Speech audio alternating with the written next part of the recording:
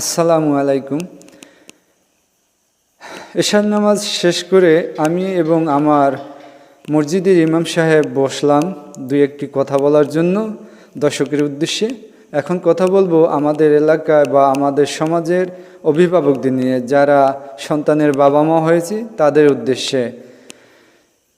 আমি দেখেছি আমার এক প্রতিবেশী তার সন্তানকে শিশু শ্রেণীতে পড়ে, সন্তানকে সেলুনে নিয়ে বিভিন্নভাবে মাথার চুলটা বিভিন্নভাবে কাটিং দেয়।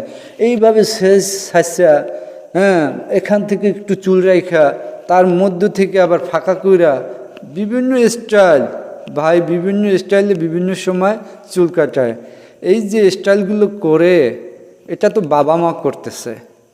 শিশু শ্রেণীতে পড়া একটি ছেলে, তার বোঝার কথা না এইসব স্টাইল সম্পর্কে, তার কোনো ধারণা বা জ্ঞান থাকার কথা নয়।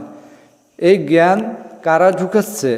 আমরা বাবা মা হয়ে ওই সন্তানকে ওই জ্ঞানটা দান করতেছি, বিভিন্ন স্টাইলে চুল কাটাইয়ে দিচ্ছি, ওই স্টাইলগুলো সে মনে রাখতেছে, মুখস্থ করতেছে। এগুলো আমরা কেন করি ভাই? এটাই তো খারাপ।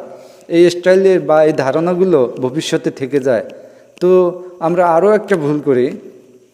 সে ভুলটা কি? বৈশাখ এসেছে, বিভিন্ন জায়গায় মেলা হচ্ছে, মেলা থেকে আমাদের সন্তানদেরকে উপহার হিসেবে বা খেলনা হিসেবে কি কিনে দিই? অনেক বাবা মাকে দেখি পিস্তল কিনে দেওয়া হচ্ছে।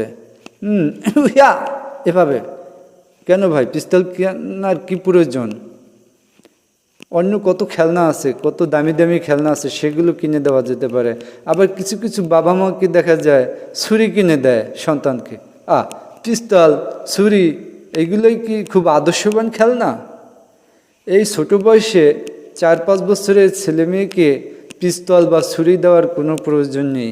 তাকে দেব শিক্ষামূলক কোনো খেলনা থাকলে এটাই দেওয়া উচিত। শিক্ষামূলক কোনো খেলনা থাকলে সেগুলো দেওয়া উচিত, বা অন্য আরও অনেক খেলনা আছে সেগুলোই দেওয়া উচিত, যাতে করে আমাদের সন্তানরা ভবিষ্যতে ভালো ধ্যান ধারণা নিয়ে বড় হতে পারে। ছোট বয়সে যদি আমরা এইসব আজে বাজে খেলনা দেই, ওদের মনটা আজে বাজে হয়ে যায়, ওরা আজে বাজে জিনিসের সাথে অভ্যস্ত হয়ে যায়।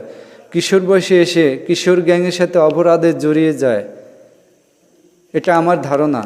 তো যাই হোক বন্ধুরা বা ভাই ব্রাদার, আপনারা আপনাদের সন্তানকে ভালো কিছু দিবেন, ভালো খেলনা কিনে দেবেন।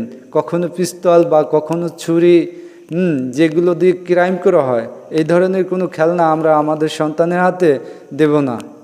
বা আজে বাজে কার্টুনও